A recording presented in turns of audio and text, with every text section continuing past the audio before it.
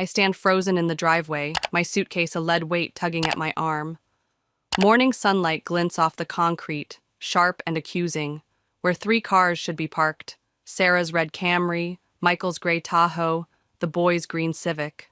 The spaces gape empty, a silent scream. My breath hitches, cold slicing through my chest.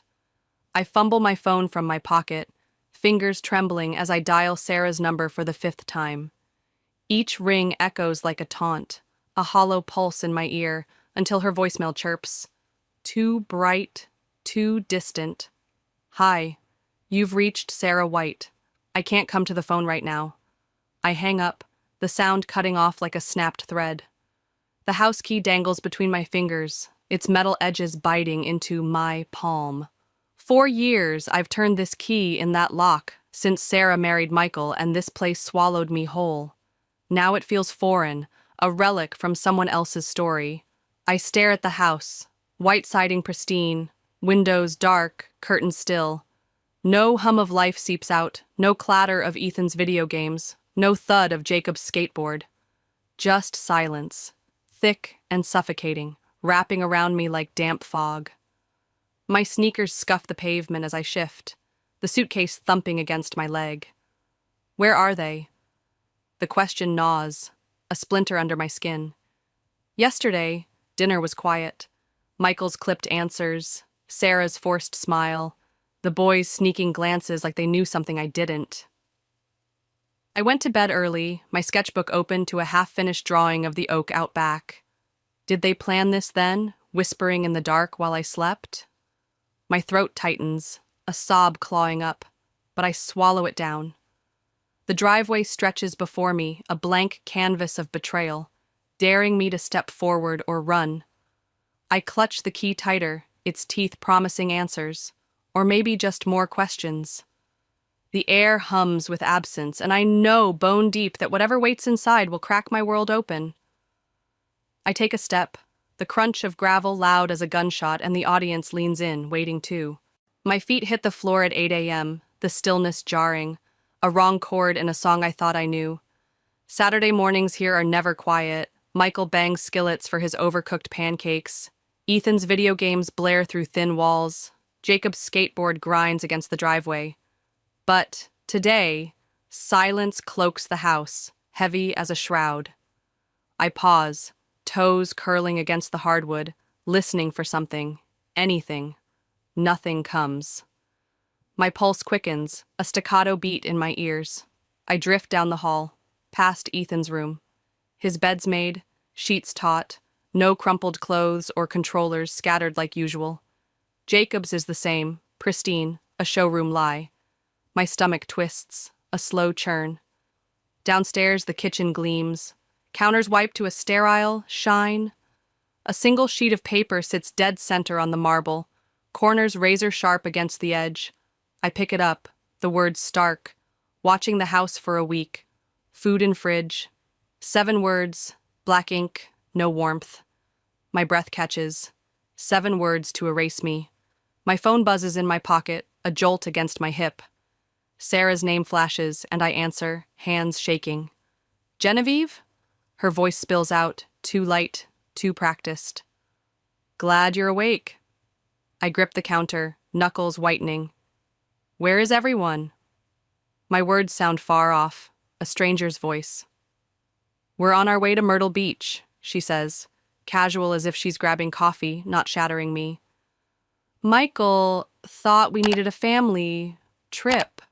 Spring break lined up perfectly. Family trip. The phrase pierces, ice splintering in my veins. Why didn't you take me? I choke out, throat closing around the plea. Oh, honey, she says, that artificial brightness coating her tone like syrup. Michael found this amazing last-minute deal, but they only had room for 4.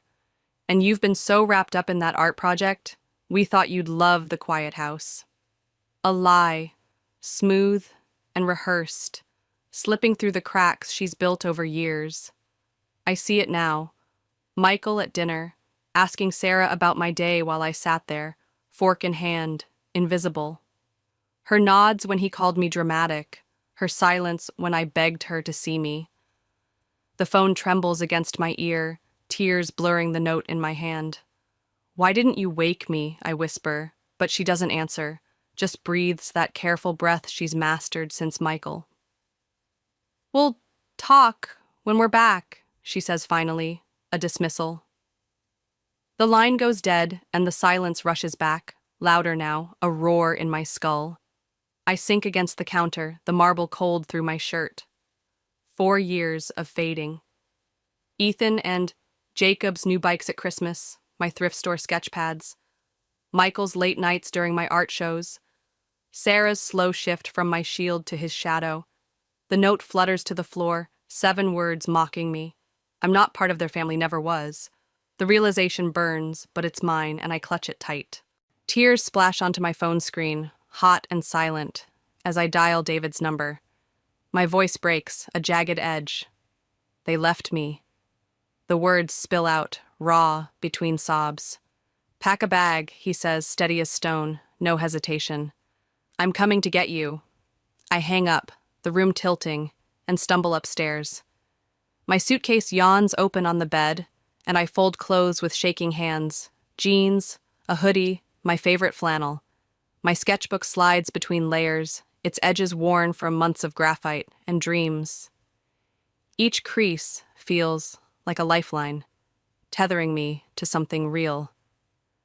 Back in the kitchen, I grab their note, the 7-word lie, and flip it over. My pen scratches across the back. "Gone to Dad's. Don't worry about me." The words smear where my tears hit, ink bleeding into paper, but I leave it there, a defiant mark. I pause in the hallway, the row of family photos glaring down. One stops me, Sarah and me, pre-Michael, on a windswept beach. Her arms tight around my shoulders, her laugh real, not this brittle shell she wears now. My reflection flickers in the glass, a ghost over that younger me. 4 years, and I've faded from her frame, pushed aside for Michael's sharper edges.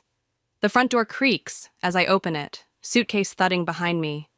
I turn the key in the lock, the click final, a period on this chapter. David's truck rumbles up minutes later, dust kicking off the tires. He doesn't ask questions, just takes my bag, his hand brushing my shoulder. Solid, warm, a promise. I climb in, the leather seat cool against my legs, and we pull away. The house shrinks in the side mirror, white siding swallowed by distance, until it's gone.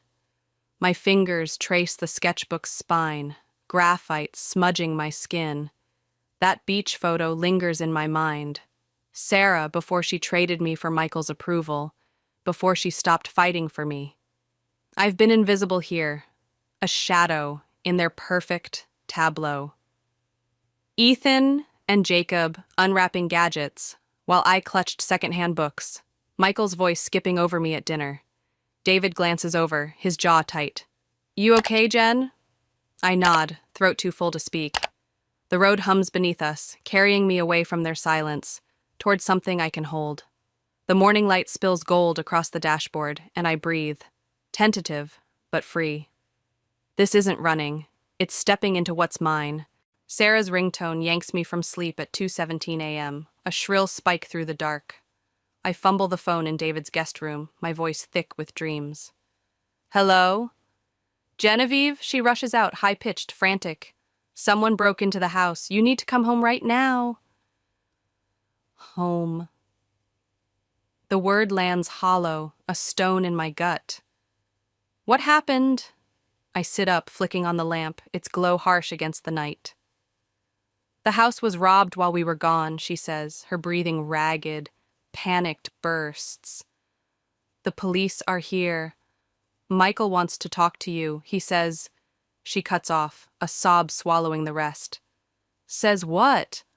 My fingers tighten around the phone, nails digging in. "Just come home, please." David's already up when I stumble out, keys in hand, face grim. We drive in silence, streetlights slashing rhythmic shadows across his jaw.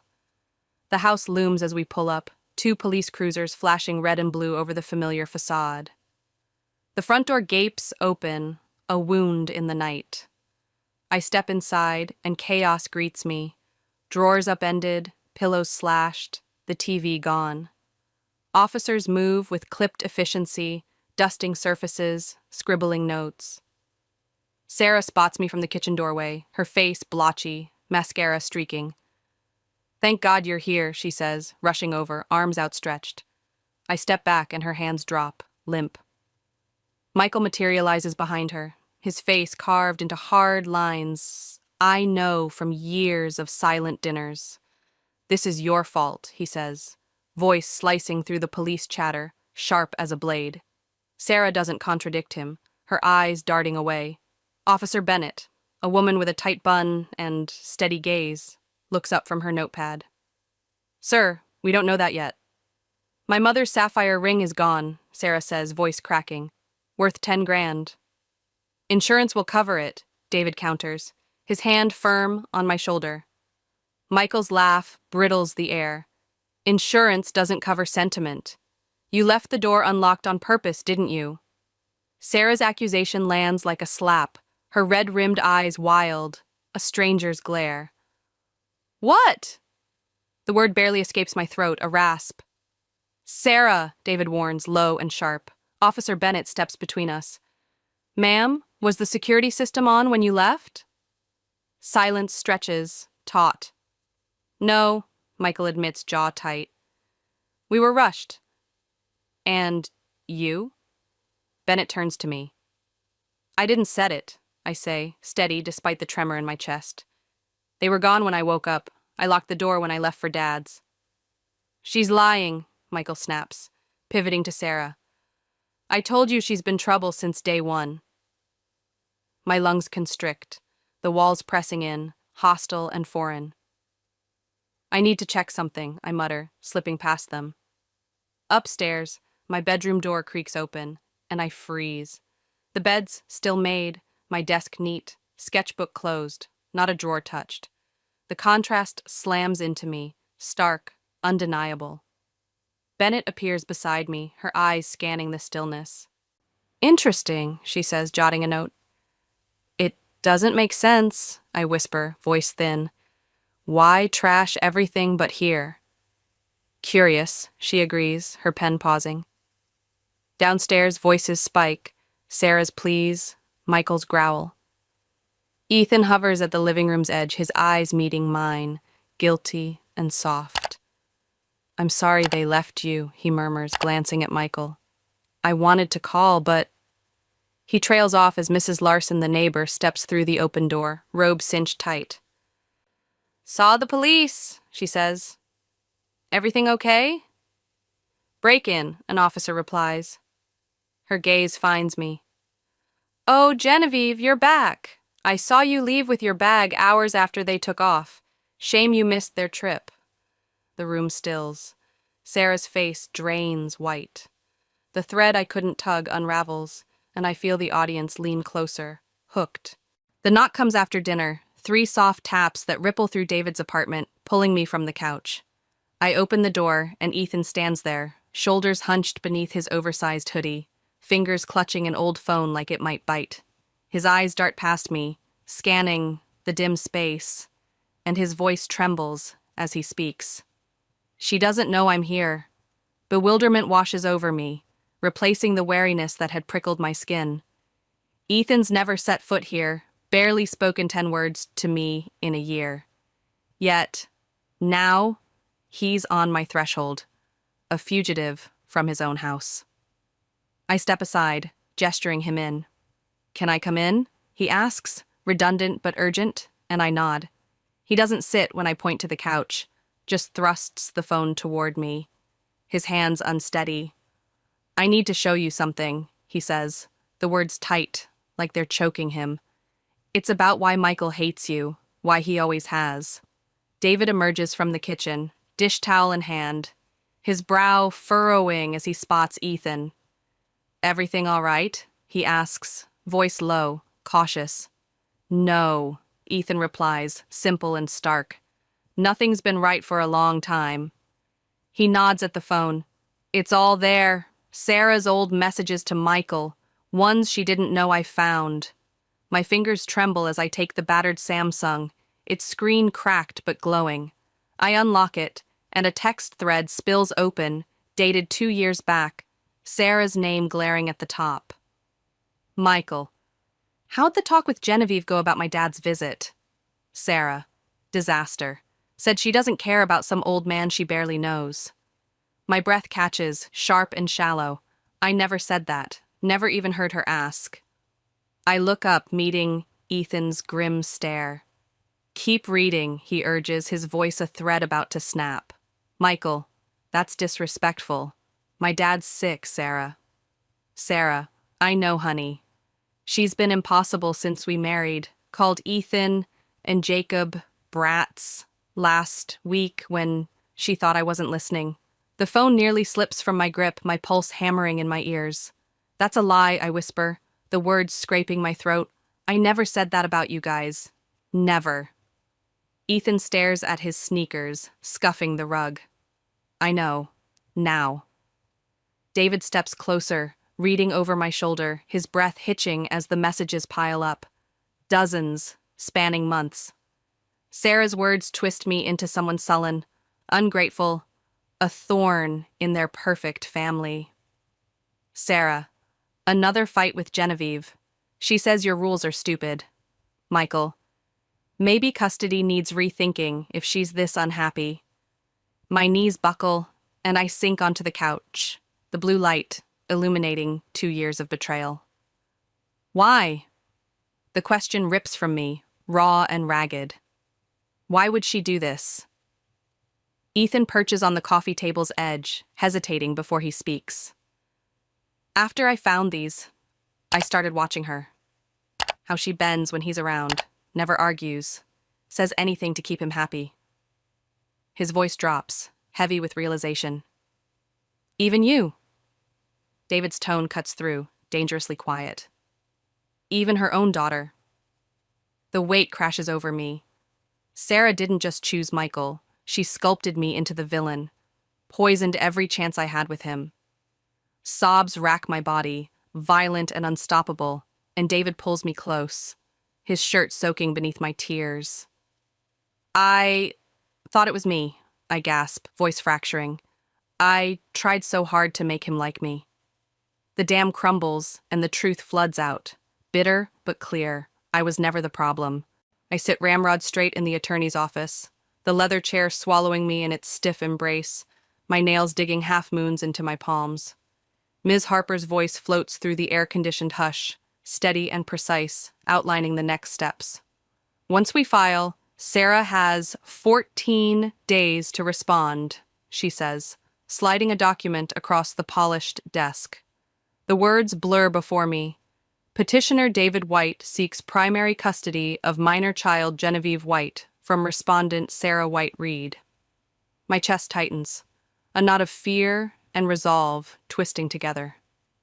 Will I have to see her? I ask, my voice small, a child's echo against the 17-year-old I'm supposed to be. Ms. Harper removes her glasses, her gaze softening. Eventually, yes, but not alone. Not until the hearing.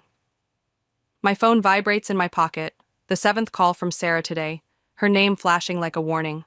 I silence it, fingers steady despite the storm inside. She won't give up easily, David says, his hand covering mine, warm and firm. But neither will we. His knee bounces slightly, a nervous tick I've never noticed before, and it anchors me, a reminder he's in this too. We rise, the paper signed, and step outside. Spring sunshine mocking the chaos churning in my gut. David's arm circles my shoulders as we descend the courthouse steps, a shield against the vertigo of everything shifting. Milkshakes? He asks, his tone light, a throwback to scraped knees and simpler fixes. I almost smile, the corner of my mouth twitching. Maybe later, I murmur, the words soft, but mine. The breeze carries the scent of blooming lilacs, and I breathe it in, tentative, testing this new ground. Sarah's calls buzz again, ignored, her voicemails piling up like debris. Genevieve, please, we need to talk. But I don't need her words anymore, not now. The evidence Ethan gave me sits heavy in my mind. 2 years of lies crystallized in those texts. A weapon I'll wield soon enough. David's truck waits in the lot, dust streaked across its hood, a constant in this unraveling mess. I climb in, the leather cool against my thighs, and he starts the engine. The rumble, a quiet promise.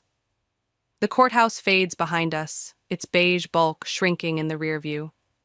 I'm not that little girl begging for Sarah's attention, not anymore. I'm choosing this fight, this truth. The road stretches ahead, and for the first time in years, I feel the faint pulse of hope, fragile but growing. A sketch taking shape on a blank page. I sit rigid in the family court, the beige walls and squeaky linoleum pressing in, the folder of text messages a lead weight on my lap. Across the aisle, Sarah perches perfectly poised, cream blouse crisp, navy skirt smooth, her makeup a flawless mask. But I catch the tremor in her hands, the way her eyes flicker to the door, waiting for Michael, who's late, again. My fingers trace the folder's edge, the paper cool against my skin, holding 2 years of her lies.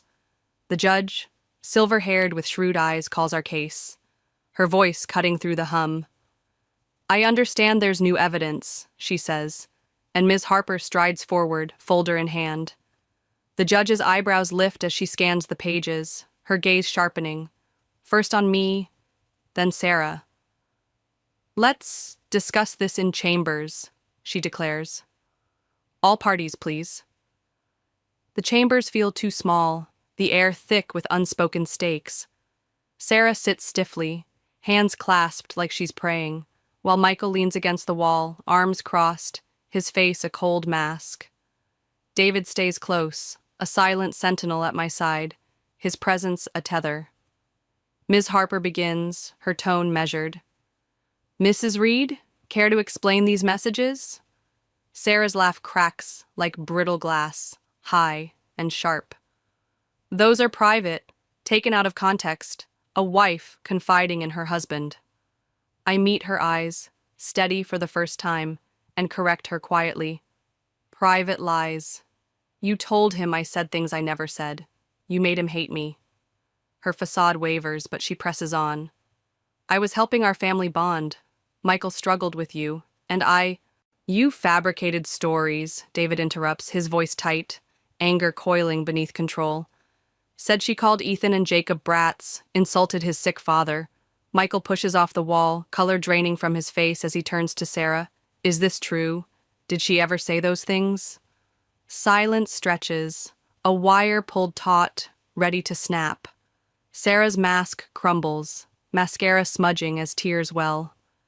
I just wanted him to love me, she whispers. Not to Michael or the judge, but to me, her voice breaking. He kept comparing me to his first wife, how she'd handle things better. I was afraid. David's question lands like a stone. So, you sacrificed our daughter? I sit still, watching her tears fall, each one a hollow echo of years I spent believing I wasn't enough, not kind enough, not worthy enough. But it was never about me. It was her fear, her need to be chosen. Michael stares at her, eyes wide with dawning horror. I believed you, he says, words heavy, falling like gravel. I treated her like the problem. He turns to me, shame etching his features. I should have seen through it. I nod, acknowledging his too-late regret, but words can't rebuild what's broken. Sarah reaches for me, desperate, but I lean away and her hand drops, defeated, as both her husband and daughter slip from her grasp. The judge clears her throat, her voice firm, cutting through the wreckage. Given these circumstances, I'm recommending an immediate custody modification. Mr. White, your request for primary custody merits expedited consideration. We rise, the air shifting, lighter somehow as if truth has carved a space to breathe. Sarah's panic flares, her head snapping up, but I don't look back. Michael's gaze lingers on me, calculating, aware my untouched room still hangs unanswered between us. I meet his eyes, unflinching, no longer the shadow he ignored. The hallway swallows us as we leave, and I feel visible, raw, but real, the storm breaking into something I can hold. I stand in the hallway of what was once our blended home, watching Michael fold dress shirts into a leather suitcase, his movements precise, surgical, as if he's dissecting the life he's leaving behind. Sarah hovers beside me in the doorway, mascara streaked beneath red-rimmed eyes, her breath hitching with every shirt he packs. "Please, Michael," she whispers, voice fraying. "We can work through this. Couples therapy, family counseling, anything." He doesn't look up, his fingers smoothing a collar with mechanical calm. "There's nothing to work through, Sarah," he says, her name formal, a slap in the quiet. "You deliberately poisoned my relationship with your daughter." For years, the accusation hangs, a blade between them, and I shift, uneasy, caught in their collapse. Part of me wants to vanish, to let their ruin play out without me, but I stay, needing to see it end. Sarah reaches for his arm, desperate. "I was protecting our marriage," she pleads, fingers brushing his sleeve.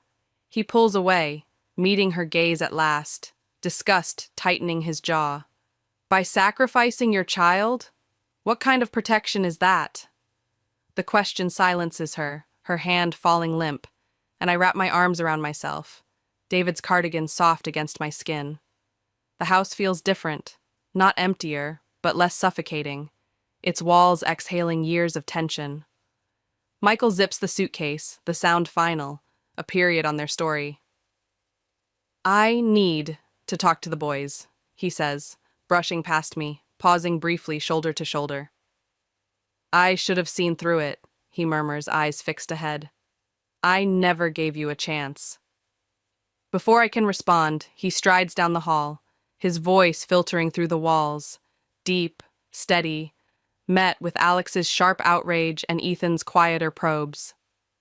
Sarah slides down the wall, crumpling onto the carpet, shoulders shaking.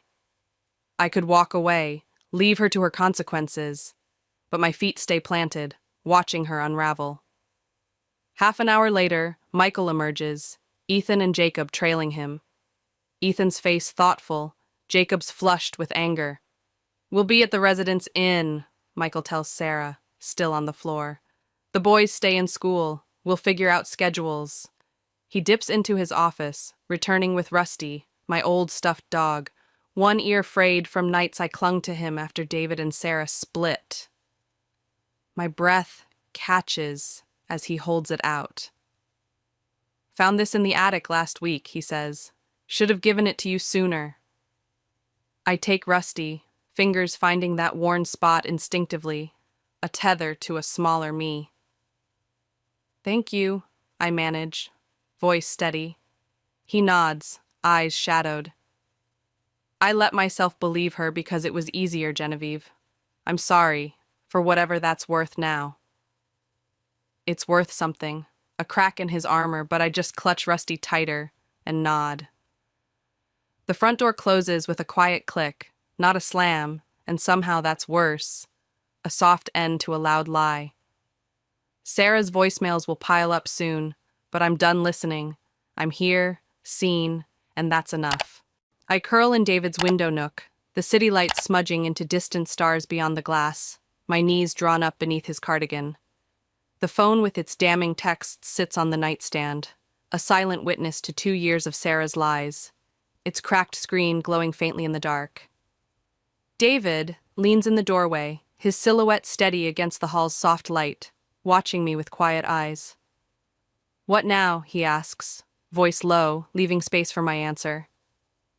I straighten, shoulders squaring as something crystallizes inside, sharp and sure. "I want to tell the truth," I say, surprising myself with the steadiness in my voice. "All of it." The words settle between us, a vow I didn't know I'd make until they're out. For years, I lived in shadows she wove. Sarah's stories painting me as the problem, the sullen girl Michael couldn't reach, the daughter she stopped defending. I press my fingers against Rusty's frayed ear, the texture grounding me. A reminder of nights I cried myself quiet after their divorce, before Michael's shadow stretched over us. The truth is a weapon now, a blade to cut through her narrative, and a shield to guard what's mine. It'll destroy what's left of her perfect facade, but it'll protect me too, pulling me into light no matter how it burns. David steps closer, his hand resting on my shoulder, warm and firm. "You don't have to do it alone," he says, and I nod, the weight of his promise easing the ache in my chest. The city hums beyond the window, a pulse I can feel in my bones, and I imagine facing Sarah in court, her tears useless against the texts Ethan gave me. Michael's regret won't rebuild what he broke, but his leaving cracked open a space for me to breathe. Ethan's eyes, soft with apology, linger in my mind. Maybe there's something to salvage there, a thread to mend later. I lean my forehead against the cool glass, breath fogging the pain. The storm's easing, rage and grief settling into strength, a sketch taking shape on a blank page. I've been invisible too long, but now I blaze, raw and real. The truth will be my voice, and I'm ready to speak it, loud enough to echo beyond these walls.